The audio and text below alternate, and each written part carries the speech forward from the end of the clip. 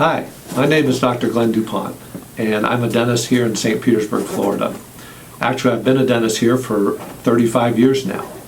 And as you all know, we have products come and go, and we've had a lot of changes in dentistry. But I'm here today to tell you about a product I really like, and it's the Denar Deprogrammer by Whitmix. One of the reasons I like this is that it's wider than some of the other deprogrammers that you might find on the market. It's got a little more width, so it has a little more stability. The other reason I like it is it's a permissive deprogrammer, which means it's flat. It will allow the patient's mandible to slide anywhere it wants without the teeth getting in the way. Some of the reasons I would use this deprogrammer is to provide and decide if it's an occlusal muscle problem that we're dealing with, or if it's an intra-articular problem, something right in the joint. Because this is a flat permissive device, I can place it in and wait about 10 minutes, let that patient just chill out, relax 10 minutes, come back, and see if we've made a difference in the muscle palpation tenderness, see if we've made a difference maybe in the opening, the range of motion, or see if we've made a difference in the patient's headaches and discomfort as they sit here. And I've been amazed at how often patients with muscle pain and headaches, in 5 to 10 minutes, they're gone. Another reason that I really like this device is that it can be used on the upper or the lower arch. And why would I choose one versus the other? Well, if the lower teeth are crooked, or one is higher than the other, or they're at different levels, I might want to use it on the lower arch if the uppers are even, to cover the uneven arch. Most of the time I choose to use it on the upper, as long as the lower anterior teeth are somewhat straight and somewhat level. So let's go ahead and take a look at how we would use this in the mouth. Okay. So when I use this in the mouth, what I'm going to do is look at the lower anterior teeth, and if they're pretty level, then I'm going to place this on the upper arch. And I'm going to make sure it fits okay, and there's room for me to move it anterior and posterior. One of the keys to this device is when I place it in, bite down gently, if the patient can slide forward past the front of this device, then I can move it, shift it forward a little. Then I'll slide back, bite on the back teeth.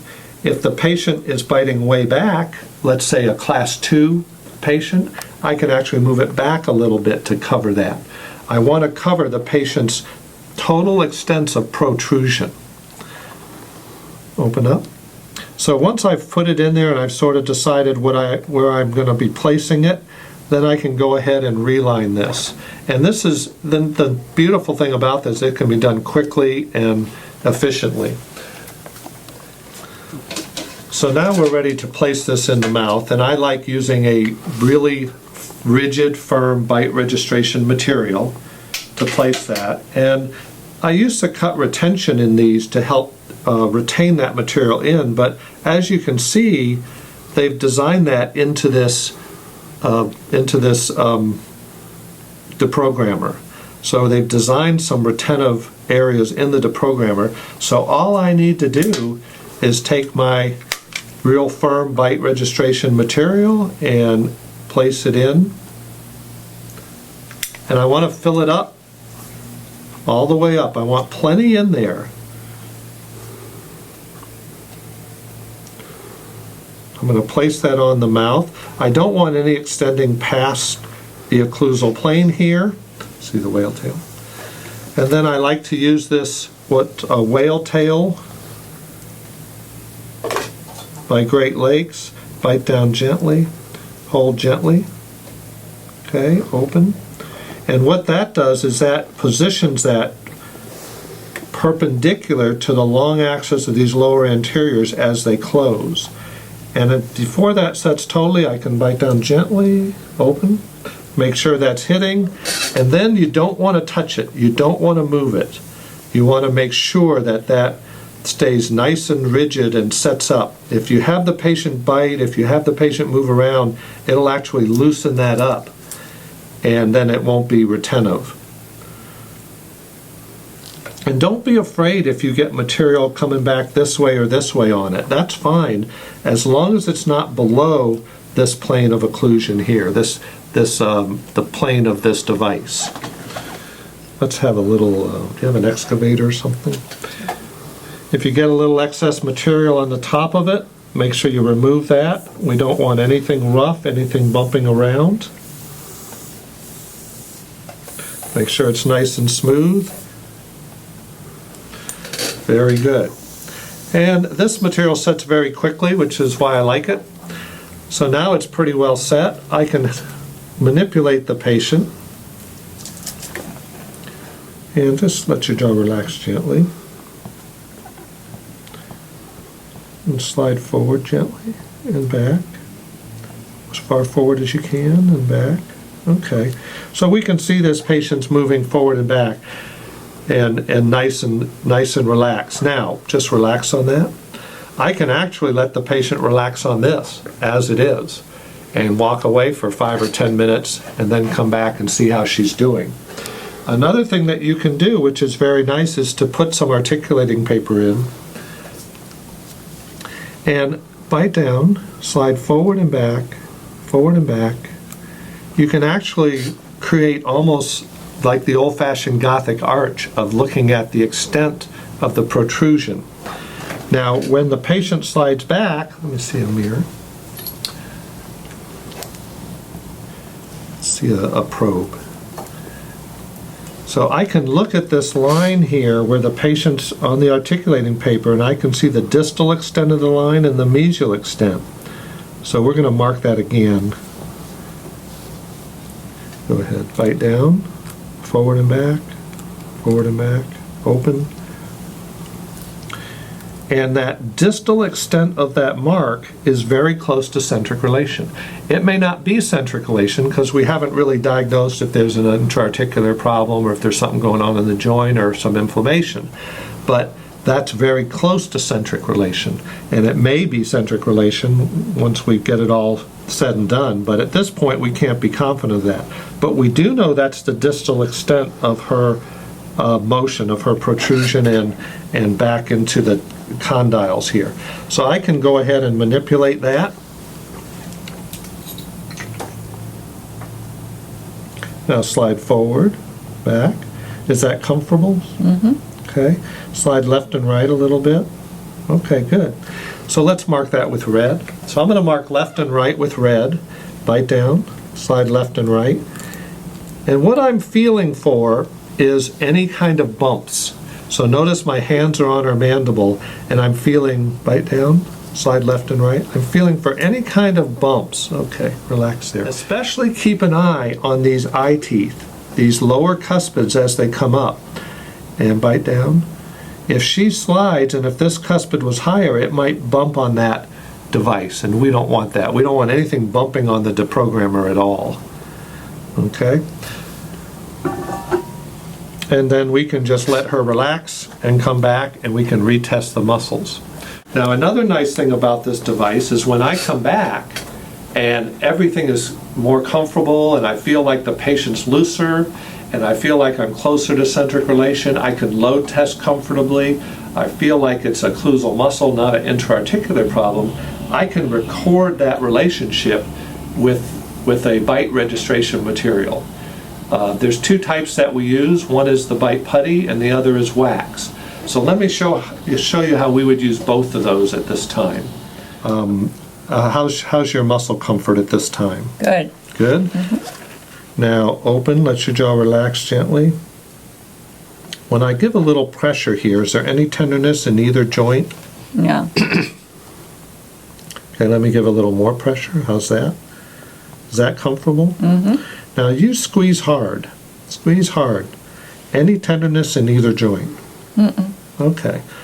So when I come back and now the patient is more comfortable, she's been sitting here 10, 15 minutes now, even less. So she's been sitting here 10 minutes, now the patient's comfortable. I can confirm it with load testing. Her muscle comfort has increased, so she has less discomfort. Now I can go ahead and actually use this as a help to take a bite registration. So if I want to mount her models, if I want to mount her casts of her teeth and study that, I need a bite registration. So this is a really nice device to use to get that bite registration. So let me show you how we do that. Okay, one of the first things we're going to do is we're going to locate where that distal part of this black mark is. So let's put that articulating paper in. Can you double it?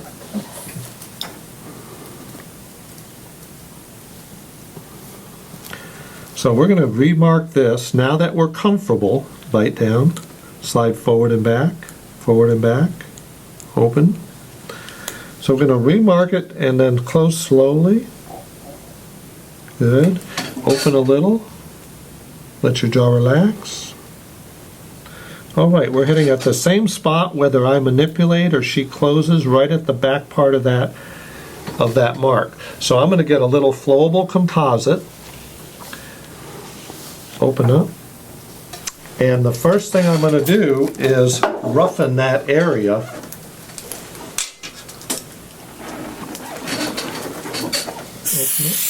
going to roughen this spot just a little bit so that we get a good bond of this material.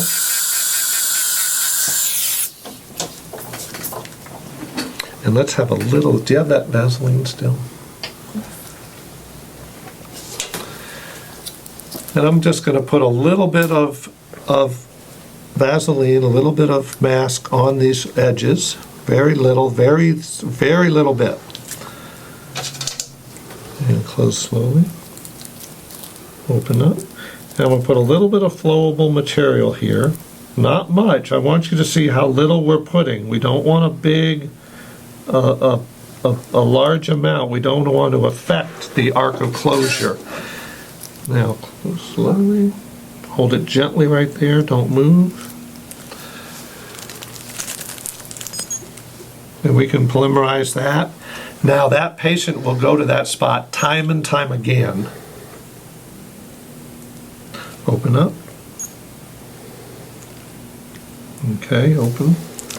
And then I want to be sure that that index is not too deep. So as we close, that we don't hit a deflection. That would deflect it forward. And that feels real good. Now she can go to that spot time and time again. Close gently.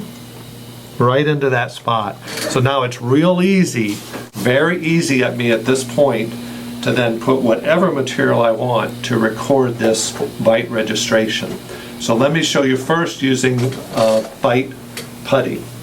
So we're going to take again our very firm bite putty, open up. We can sort of see how much we have to put in. I can come right up to the cuspids here.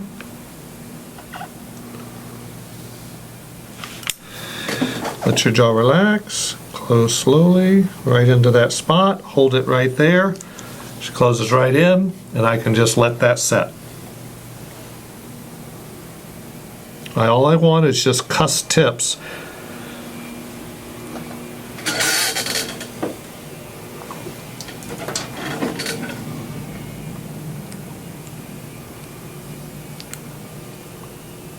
Make sure that sets nice and hard.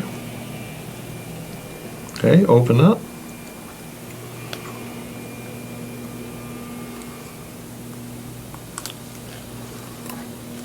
We can pop those off. So what I can do now, once I have this bite registration material, you can take the other one out, Nadine. I can go ahead and trim off any tissue areas with a very sharp scalpel, because all I want to leave are these cusp tips.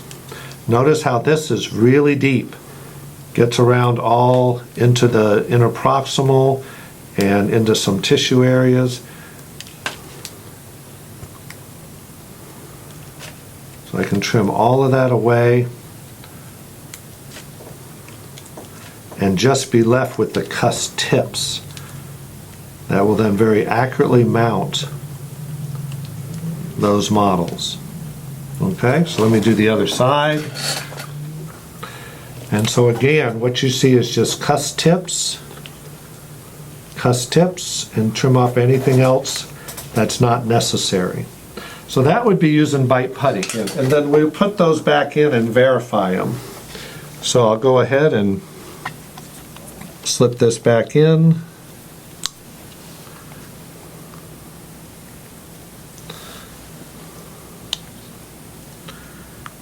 Bite down gently. So again, she goes right into that index. Notice the cusped tips that we're seeing. We can see very clearly. That looks really good. Open up. Okay, so now let's record a relationship that we've developed some comfort in wax. So this is the Denar Bite Registration Wax by Whitmix.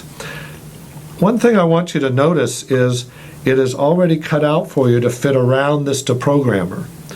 And too many times that they don't cut out enough, and this is cut out just right, and I'll show you that on the deprogrammer. The other thing, it may look narrow, but it's actually not. This has a very good width to it to cover the teeth. And I'll show you that as I place it in initially. Notice how it's overextended buccally.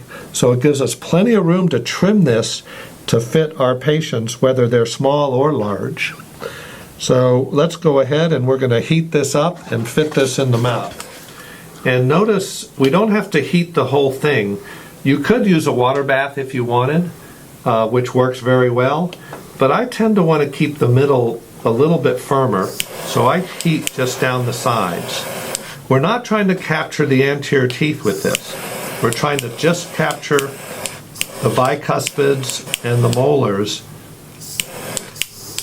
And notice how you want to heat it a little slowly. Don't heat it too quick or it'll start dripping. We want that heat to soak in a little bit. We want it nice and soft, but not running. We can see how it changes color slightly when it gets a little bit warm to the level that we want, and that takes a little bit of practice. So now we're going to bring it over here, and one of the first things we're going to do is just fit it to the top teeth. Right distal to the cuspids. Okay, you know how to hold that. Jaw relax gently. Close slowly and just keep closing. We're going to close right into that index again. Open up.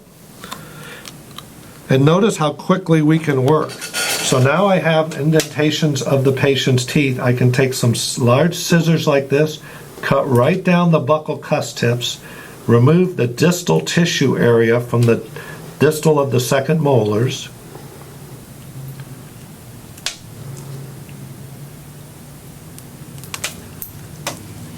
And then the lower I can even angle out slightly to get rid of some of that excess there.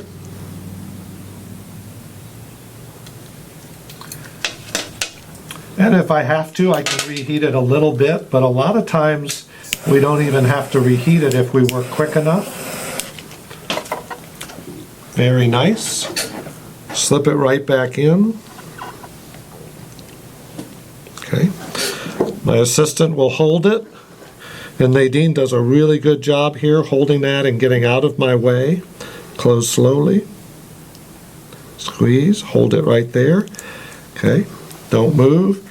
Now, very important step is I'm going to adapt this wax. And notice how nice this wax holds the heat. Notice how it holds that heat so I can come in and adapt that right to those buccal cusp tips. Very nice. Once I have that adapted, I'll use some air to chill it.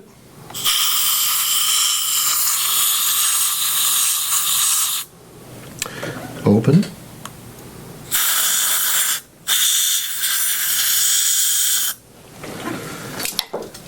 Then I'll snap this out and actually float it in a cup of water. A chilled water, not ice water. Just cool room temperature water, and I'll let that float a few minutes to really chill, and then I'll go back and verify it in the mouth.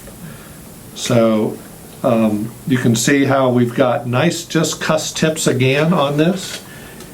This deprogrammer allowed her to not bite too deep, so I didn't have to do a lot of trimming on this case.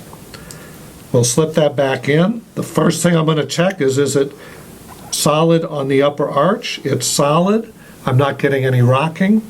Nadine's going to hold that again. And I'm going to go close slowly. And I'm going to feel if there's any deflection, if there's anything hitting before she gets into that index that we developed earlier. But now we're finished. You can see how quick and easy it is to take a wax bite in this fashion. Open up. The nice thing about a wax bite that I prefer over the bite putty is the fact that it's cross-arch stabilized. If you have two pieces of putty, they can shift a little bit laterally. This is cross-arch stabilized. Also notice we have just cuss-tip contact, and that's an ideal situation for a bite to fit into the models accurately.